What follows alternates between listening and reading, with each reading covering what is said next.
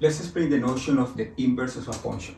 In this example, for this function, we have that f of 1 is 4, f of 2 is 6, and f of 3 is 2.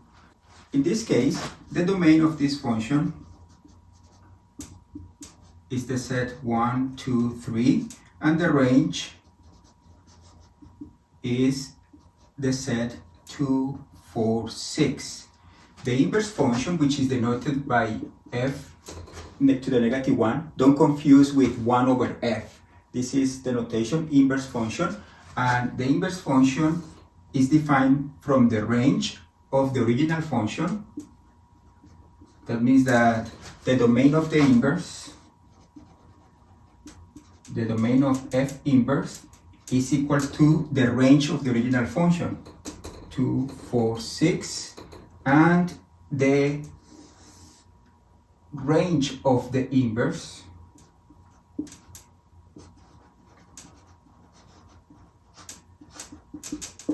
is the domain of the original function.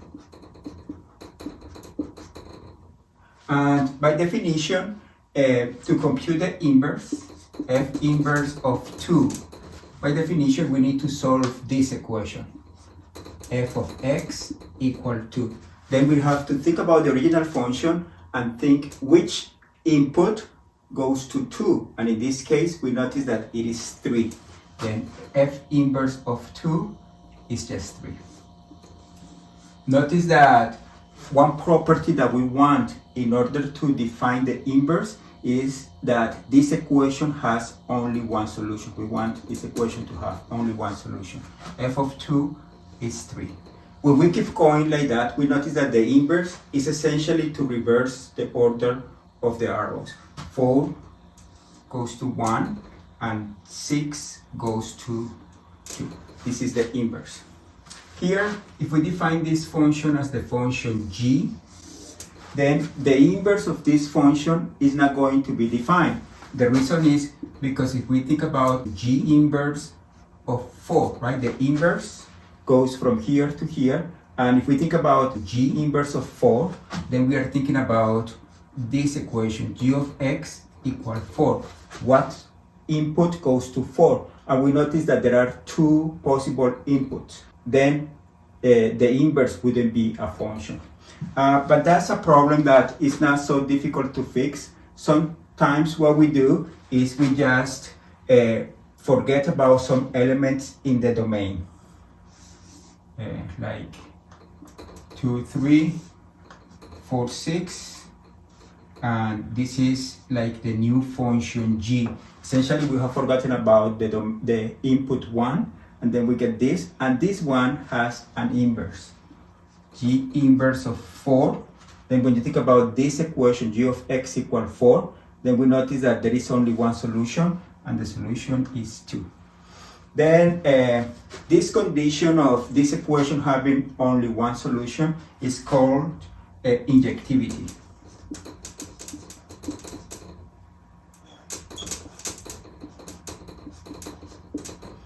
We say when this condition is true, that for every element in the range, we have only one solution of the equation f of x equal that element, then we say that f is injective, or sometimes we say that f is 1 to 1.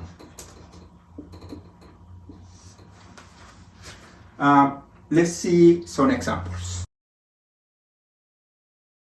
If we consider the function f of x equal 2x minus 7, for this function, we know that the domain and the range is the whole real numbers, right? And we know that this function is injective.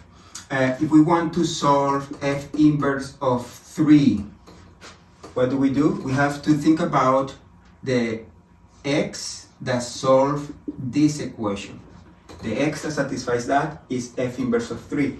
Let's see this, 2x minus 7 equal 3, and that means that 2x equal 10, and then x should be equal to 5.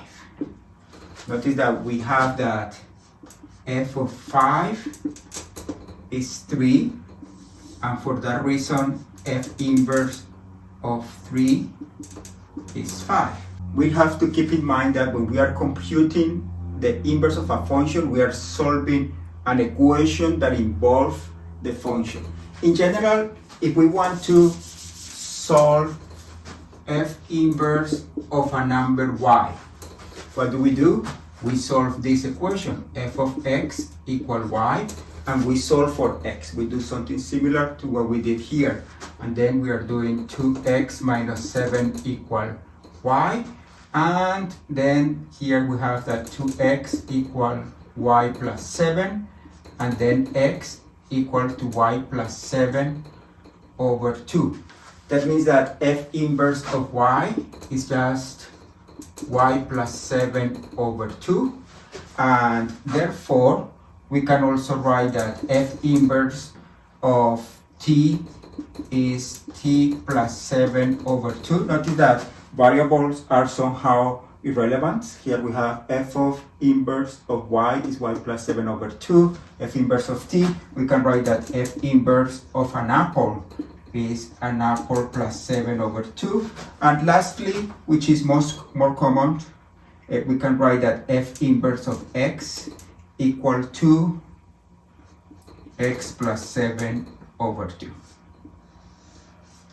Then when we are given a function and we know that the function is 1-to-1, what we're going to do to compute the inverse is the following. Step 1, write f of x equal y, but you need to write this expression. Right, you write this. And then step 2, which may be the most difficult, is to solve for x. And then when you solve for x, you will get that x is an expression of y. And then you can write f inverse of y equal to this expression, or you can switch and you can say f inverse of x equal to the same expression, but where you have changed the y with an x. Let's do another example. Let's suppose that we have f of x equal negative 4x plus 1, and we want to compute the inverse. Then step 1, we write negative 4x plus 1 equal y. Step 2, we solve for x. Negative 4x equal y minus 1. X equal y minus 1 over negative 4, which is just 1 minus y over 4. Then we can write f inverse of y. As I said before, when you solve for x, you get an expression in terms of y, and then you can write f inverse of y equal 1 minus y over 4, or you can also write f inverse of x equal 1 minus x over 4. Let's do one last example. Let's suppose that f of x is 3x minus 4 over x plus 2. Then to find the inverse, we write 3x minus 4 over x plus 2 equal to y. And then we have to solve for x. To solve for x, I'm going to multiply by this denominator on both sides. Then I get 3x minus 4 equal to y times parentheses x plus 2. I want to solve for x, then I'm going to break these parentheses. 3x minus 4 equal to y times x plus 2y. And then I'm going to collect the x. Okay? Here we have an x, here I have an x, and then I'm going to say 3x minus yx equal to 4 plus 2y. And now I'm going to factor the x. This is x times 3 minus y equal 4 plus 2y.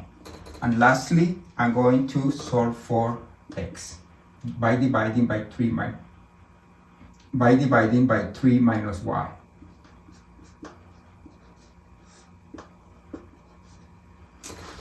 We have solved for x, and as I said here, x should be an expression in terms of y. Then I can write f inverse of y equal to 4 plus 2y over 3 minus y, or better answer, f inverse of x is 4 plus 2x over 3 minus x. Maybe one last example. Let's compute the inverse of f of x equal to 2 over x minus 3. Then, first step, I write f of x, which is this, equal to y, and then I solve x. I have 2 equal y times x minus 3. I multiply by this denominator. Be careful that you're multiplying by the denominator, then you need a parenthesis here. Now you break the parenthesis and we solve for x. In this case, there is only one term that has the x, then it has to just leave it by itself. And then I solve for x by dividing by y. Finally, I have gotten x in terms of an expression in terms of y, and that means that f inverse of y is 2 plus 3y over y, or what is the same, f inverse of x equal 2 plus 3x over x. Notice how this -1 is far from being 1 over f of x. Notice that when we are talking about the inverse of a function, this is not true. This is the notation for something more complex than just 1 over f of x. This denotes the inverse of a function. If this is your function, this is the inverse.